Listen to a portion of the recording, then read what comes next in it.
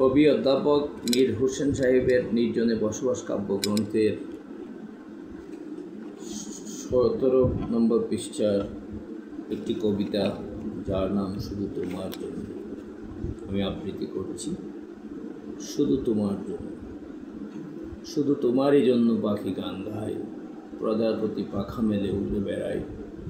প্রকৃতিটা এমন সুন্দর, স্নিগ্ধ ও মনোমুগ্ধকর, মনে হয় শুধু তোমারই জন্য।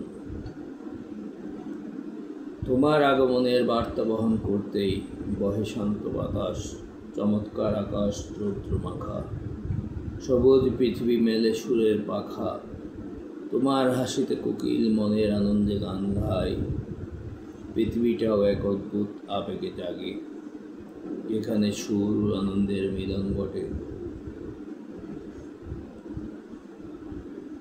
আমি ঘুম থেকে উঠি যখন প্রভাত বেলায়, তোমার উজ্জ্বল উপস্থিতি করি আশা, কারণ তুমি আমার জীবনের একমাত্র ভরসা। তুমি আছো বলে আমি আছি, তাই ঘুমও হয় প্রশান্ত মনে। আজ তুমি আছো, কাল হয়তো বা থাকবে না, একথা ভেবে অযথা সময় নষ্ট করব না। আমি চাই তুমি আমার মতো থাকো, আমাকেও আমার মতো চলতে দাও।